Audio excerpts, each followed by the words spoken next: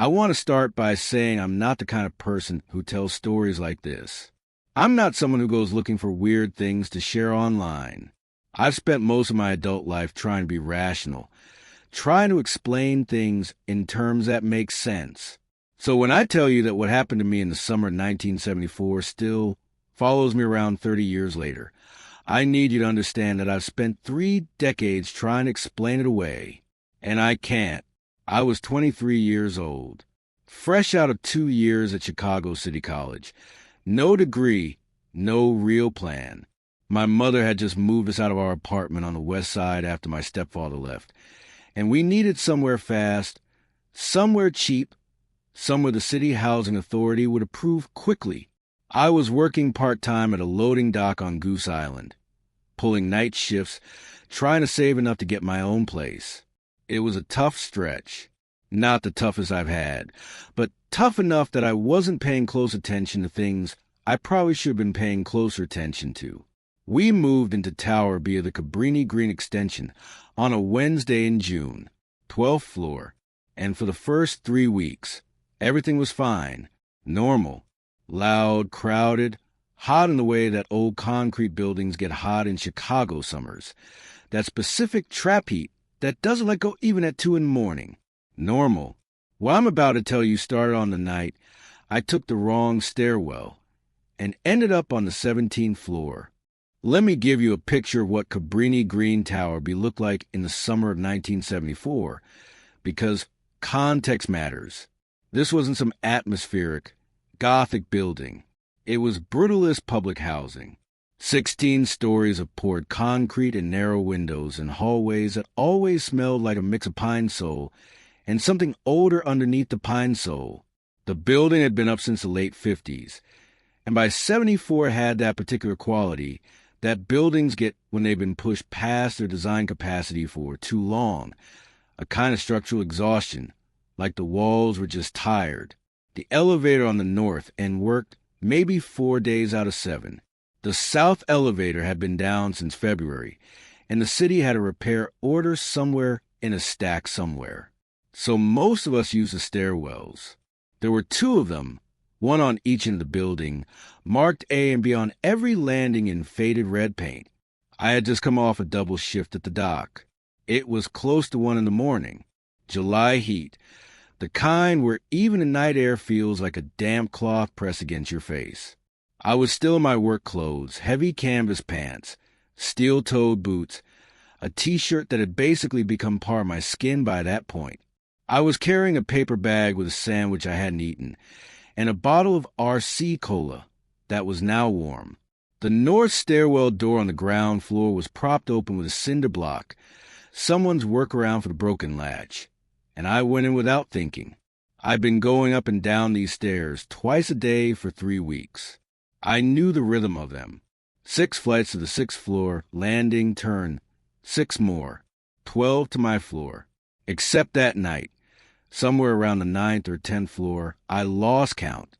I know that sounds like a simple thing, but I want you to understand, I am a man who counts things. I counted pallets at work. I counted steps as habit. I don't lose count of stairs. I came out on what I thought was 12.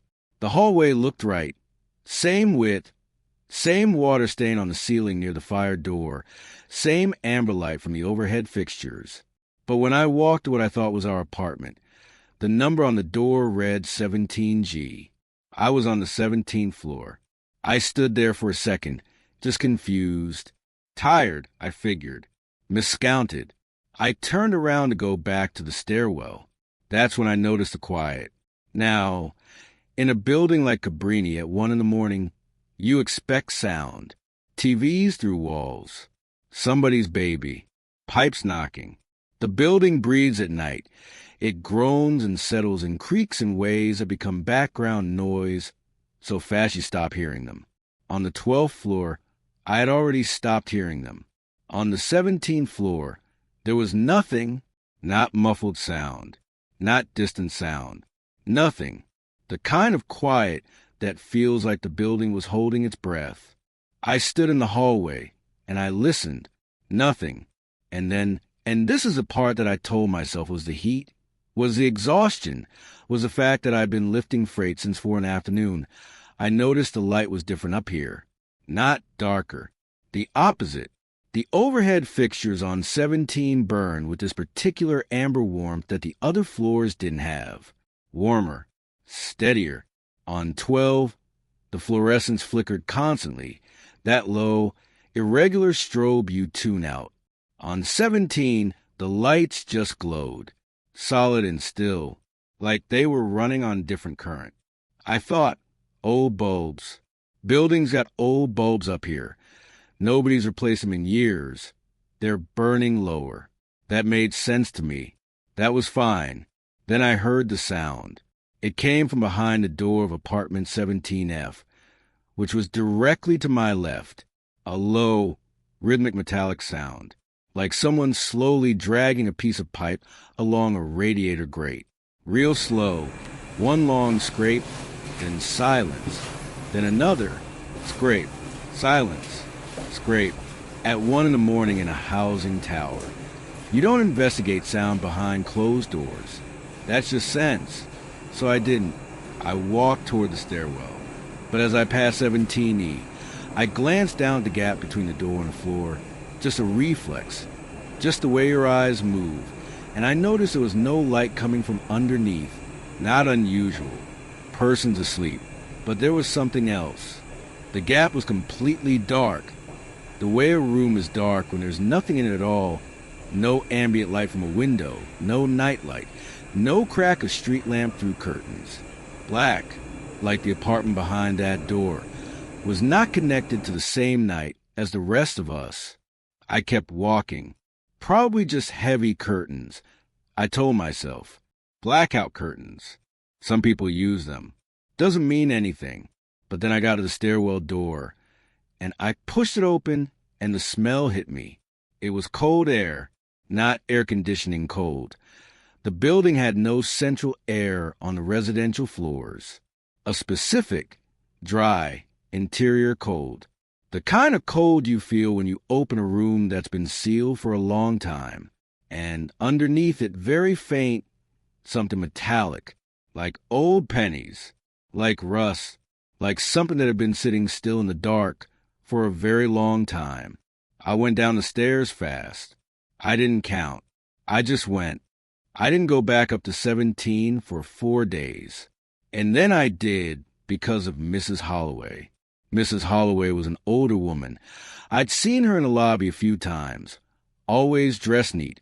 Always with a canvas grocery bag over one arm. One of those women who carries themselves like the building's chaos is beneath their notice. I didn't know her. But on the 4th day, I was coming in from work, and she was in the lobby, and she asked me very directly if I'd been up to 17 yet. I said I'd taken the wrong stairwell, and ended up there by accident a few nights ago. She looked at me for a moment with this expression I couldn't read. Not worried, not amused, something in between. She said, "Be careful up there. It's not a regular floor." And then she walked to the elevator, and that was it. I should have left it alone. I know that. But a young man who's been working dock shifts and eating alone and sleeping in a hot apartment doesn't have a lot of interesting things happening to him. So the next night, on purpose this time, I went to 17. The quiet was there again. The same amber light. I walked the full length of the hallway slowly, and this time I paid attention. There were 14 apartments on that floor. I could tell which ones were occupied. You can always tell. Even with no sound, there's a quality to a door that has people behind it versus one that doesn't. All 14 doors had that quality. Occupied. But as I walked, I noticed the photographs. In that building, a lot of residents kept personal items on their apartment doors. A wreath, a name card, sometimes a photo in a small frame. I'd noticed that on 12 without really thinking about it. On 17, 3 of the doors had framed photographs. And what made me stop, what made something cold move through my chest that had nothing to do with the stairwell air, was that the photographs looked old. Not the kind of old where the frame is dusty. The kind of old where the photograph itself has that particular yellowish-brown cast that photos get when they're 30, 40 years gone. The people in those photos were dressed in the fashions of the late 1930s, early 1940s. And one of them, a woman in a dark dress, standing very straight, looking directly at the camera, looked exactly like Mrs. Holloway from the lobby. Same face, same posture, exact. I told myself it was her mother, obviously her mother. Strong family resemblance. That happens. Then apartment 17C opened.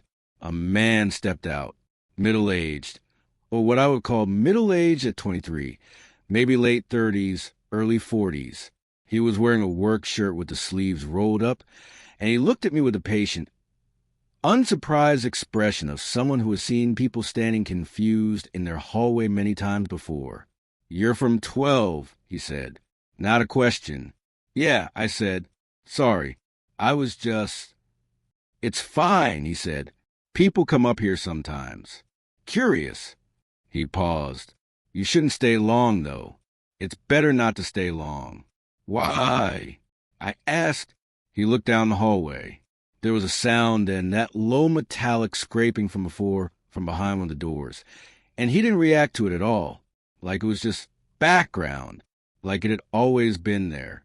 "It's hard to explain," he said. "Just don't make a habit of it." He went back inside and shut his door. I went back to 12, and I lay in bed, and I thought about the photographs for a long time before I went to sleep. I went back a third time. I know. This time it was a Sunday afternoon, full daylight, because I told myself that whatever the quality of that floor was at night, it couldn't persist in daylight. Daylight made things reasonable. It didn't. The quiet was there in daylight, too. The amber warmth of the lights. Still on, even in the afternoon, even with natural light coming to the window at the end of the hall. And there was something new. A section of hallway between apartments 17F and 17G where the air changed. I walked through it, and I stopped and I stood there. The temperature dropped. Sharply, not a draft. The windows at either end of the hall were closed. Just a column of cold air, dense and still, that started at about knee height and went up past my head. I could feel the boundary of it. I could step into it and out of it. Inside it, maybe 50 degrees. Outside it, the swampy July heat of the building. And standing in that cold, I had a very specific sensation that I have never been able to adequately describe to anyone who wasn't there. It was a sensation of being measured. Not watched, measured. Like something was assessing the dimensions of me, not my body, but something else. My duration, my extent in time. Like something was looking at me and calculating how long I had left. I left, fast. In the lobby, I ran into Mrs. Holloway again. She looked at me the way someone looks at a person who has just done something they warned them not to do. "You went back," she said. "What is that place?" I asked. She was quiet for a moment, and then she said something I have replayed in my head more times than I can count. She said, "We keep it from going further. That's all you need to know. We keep it here on 17, and you should be grateful for that. You should go up to 12 and stay there and be grateful." I started to ask what she meant by we, but she was already at the elevator. I went back one more time. The last time, that was 2 weeks later. I need to be honest. I don't have a good reason for going back that final night. The intellectual curiosity had curdled into something else by then, something that felt more like compulsion, like the floor had developed a kind of gravity. It was close to midnight, a Thursday. The north elevator was working for once. So I rode it up. I got out on 17. The hallway was darker than I'd ever seen it. Not pitch black, but the amber lights were dimmer, way dimmer, like they were drawing down, like the current feeding them had dropped to almost nothing. I could see the length of the hall, but just barely, shapes resolving out of the dimness rather than being lit by it. And every door was open, all 14 of them. standing open, not wide open, cracked, maybe 6 inches each, just enough that the darkness inside each apartment was visible as a thin vertical strip. That cold hit me from everywhere at once, not just the spot between F and G, the whole floor, like someone had pumped the temperature out of the air and replaced it with something else, something that wasn't technically cold but felt cold the way fear feels cold. My breath came out visible. In July, in a building with no air conditioning, my breath was fogging. I stood very still. From somewhere, I could not tell which apartment, could not tell which direction. There was a sound, low, structural, like the building itself shifting, but slower than that. A deep, resonant groan that I felt more in my sternum than heard with my ears. It went on for 5, 6 seconds and then stopped. Then silence. Then all 14 doors began to close. Slowly. Not slammed. Not thrown. Just drawn shut very slowly from the inside. One by one, I heard the latches catch. 14 small clicks, spaced a second or two apart, moving down the hall toward me like a countdown. 12, 11, 10. I could not move. I want to tell you I was brave. I was not brave.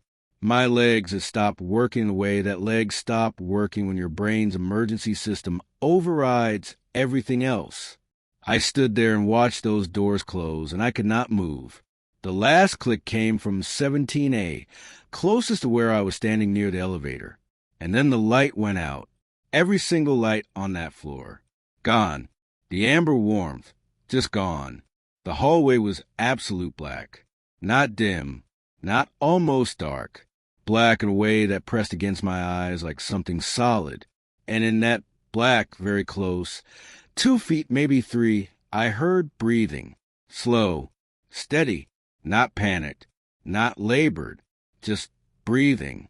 The breathing of someone that has been breathing in the dark for a very long time and is completely comfortable there. Something touched my arm. A hand. A full hand. Gripping my forearm. Not violent. Not yanking. Just a hand on my arm in the dark. Dry. Cold. I ran. I don't know how my legs worked. They just did. I went toward where I remembered the stairwell being, and I hit the door with my shoulder, and I went through it and down. I didn't count. I just ran. I was making noise. I know I was, my boots on the metal-edged stairs, my hand slapping the railing, but I couldn't hear it. I couldn't hear anything outside of the sound of my own breathing, which was ragged and wrong, too fast, not bringing in enough air. Somewhere around the 11th floor, I missed a step and went down hard on my knee in one hand. Got up, kept going. 10th, 9th. I wasn't counting. I was just moving down. 8th floor landing. I stopped because I had to. My lungs wouldn't do it anymore. I pressed my back into the corner of the landing, and I put my hands on my knees, and I tried to breathe, and I listened. Nothing above me. No footsteps on the stairs. No door opening. Nothing. Just the building. Its normal nighttime sounds. A pipe knock from somewhere. The distant muffled sound of a TV. The structural settling of 12 floors of concrete above me. Normal. Ordinary. The building I had moved into 3 weeks ago. I sat on that landing for probably 15 minutes. Maybe more. I didn't check my watch. I sat there until my hands stopped shaking enough that I trusted my legs on the stairs again. Then I went to 12, and I went inside, and I locked the door. I did not sleep that night. I moved out 6 weeks later, told my mother the commute to the dock was too long, which wasn't true, and we found a place in Humboldt Park. I never went back to the building. I never tried to look up the other residents of the 17th floor. For a long time, I worked very hard at not thinking about any of it. I've thought about what Mrs. Holloway said to me a lot over the years. We keep it here. We keep it from going further. I've turned that over and over, and the part that never stops snagging on something in my mind is the word we. Not I, not the building management, not the city. We, like whatever was happening on that floor, was a collective effort. Like those 14 apartments full of people who didn't age were doing something, actively doing something, together, holding something back. I don't know what the hand in the dark was. I've tried to explain it as someone stepping out of an apartment at the wrong moment, reaching out in the dark to keep me from running into them. That almost holds together. Almost, except for the temperature of it. You don't forget that kind of cold. Not in July. Not from a hand. I've looked up the building and city records a few times over the years. The 17th floor is listed in old maintenance logs with this administrative note.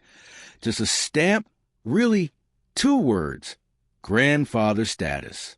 No explanation of what that means in this context. No documentation of when it was granted or by whom. The city's housing authority had a lot of paper to manage in those years, and a lot of it got lost or misfiled. I know that. I'm not suggesting a conspiracy. I'm just telling you what the records show, or don't show. The building was demolished in 2011 as part of the city's plan for transformation. Most of the Cabrini-Green towers came down in that decade.